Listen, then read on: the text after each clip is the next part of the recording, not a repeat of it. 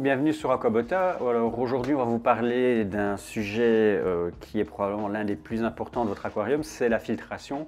C'est quel filtre choisir, un filtre interne, un filtre externe, un filtre suspendu, quelle puissance je dois prendre. Voilà, l'objectif de cette vidéo, c'est clairement de dégrossir le sujet. En fonction des spécificités de votre aquarium, cette vidéo ne sera peut-être pas des plus utiles pour vous. Elle est plus destinée aux débutants. Quoi qu'il en soit, l'information qui, je pense, la plus importante est à retenir pour votre aquarium, c'est que votre filtration doit au strict minimum faire 2,5 fois à 3 fois le volume de votre bac. Par exemple, si votre aquarium fait 100 litres, vous devez prendre une pompe qui fasse au minimum entre 250 et 300 litres heure. C'est le strict minimum pour avoir un bon rendement sur votre filtration. Vous pouvez bien évidemment aller sur 5 fois, 6 fois. Des gens vont même des fois vous conseiller jusqu'à 10 fois. Ça a une utilité dans des cas très spécifiques, mais ce n'est pas toujours intéressant de mettre votre filtration en surcapacité car vous pourriez même créer des problèmes comme des problèmes d'algues filamenteuses et ainsi de suite. On va d'abord commencer par les filtres internes, c'est ce qu'on retrouve souvent dans les petits aquariums. Par exemple, vos nanos à crevettes, donc des bacs en dessous de 60 litres. Vous allez souvent retrouver ce type de filtre, soit un filtre interne à mousse, soit un filtre avec des cartouches. Donc là, par exemple, c'est une cartouche de mousse en interne, mais vous pourriez très bien avoir un petit filtre avec plusieurs cartouches dedans, donc une petite mousse, du charbon, voire de temps en temps de la zéolite. Voilà. Ces trois filtres, par exemple, sont très efficace. En avantage, en termes d'électricité, cela a une faible consommation. En désavantage, ce type de filtre, vous allez devoir nettoyer la mousse de filtration chaque semaine. N'espérez pas passer 15 jours sans devoir mettre la main dans l'aquarium. Là, vous serez obligé de mettre la main dedans et quoi qu'il en soit, de nettoyer vos filtres. Alors pourquoi on va choisir ce type de filtre? Soyons clairs, c'est ça coûte peu cher. Deuxièmement, ça ne prend pas beaucoup de place dans l'aquarium. Et troisièmement, ça ne fait pas beaucoup de bruit, ce qui est quand même intéressant pour certaines pièces de vie. Ça évite d'avoir un bulleur qui fasse beaucoup de bruit, par exemple dans une chambre. On va passer maintenant au deuxième type de filtre que l'on retrouve souvent dans des bacs un peu plus grands, souvent sur des bacs de 60 à 200, 300 litres. C'est le filtre interne. Il a l'avantage de prendre pas de place à l'extérieur de l'aquarium et comme léger désavantage de prendre beaucoup de place dans l'aquarium et donc on a tendance à perdre un peu d'espace dans celui-ci.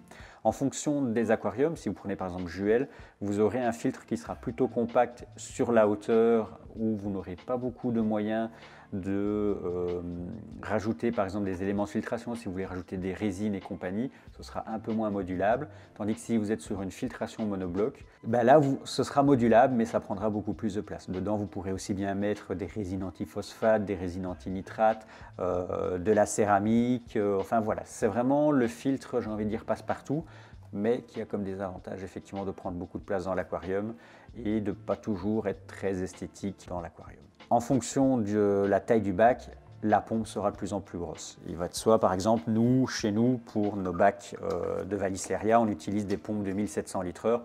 Vous voyez, c'est déjà assez massif. C'est un petit désavantage, mais ça fonctionne honnêtement très très bien. En troisième type de filtre que vous allez retrouver souvent sur des petits bacs aussi, on va aller sur des filtres à cascade, donc ce qu'on appelle des filtres suspendus aussi.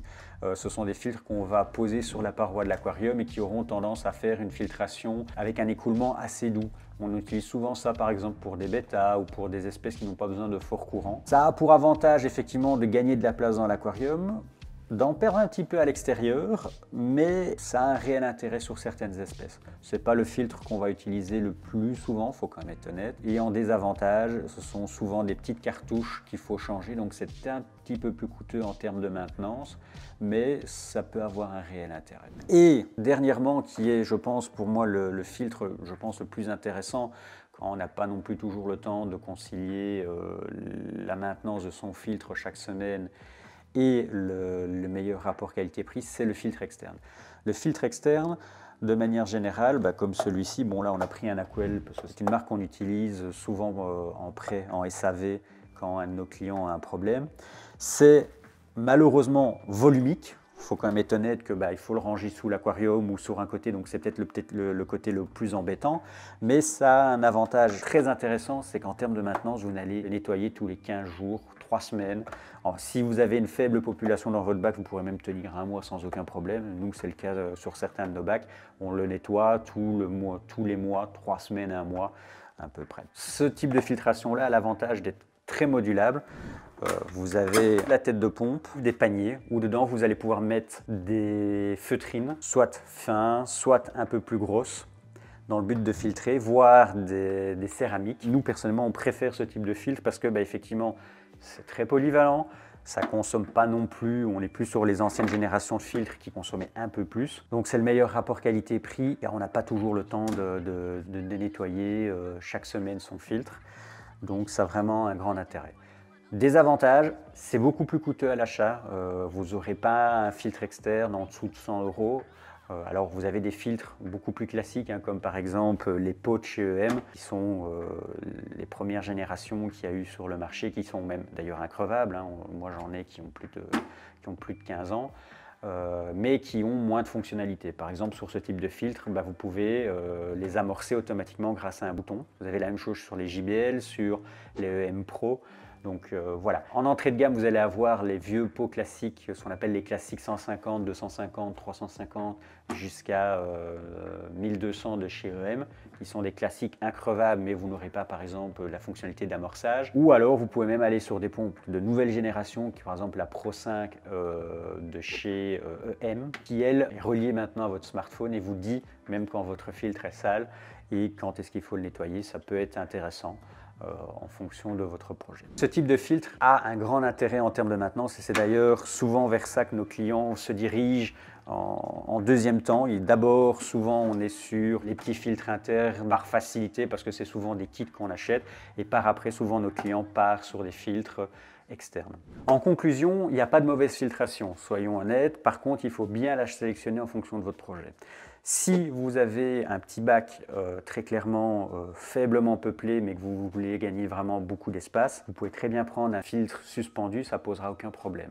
Mais par contre, ne surpeuplez pas votre aquarium, c'est vraiment important. Si par contre vous souhaitez, entre guillemets, une usine à gaz et avoir du temps dans votre maintenance pour pouvoir la consacrer à autre chose dans votre maintenance, n'hésitez pas de passer sur des filtres externes, ça a un réel intérêt.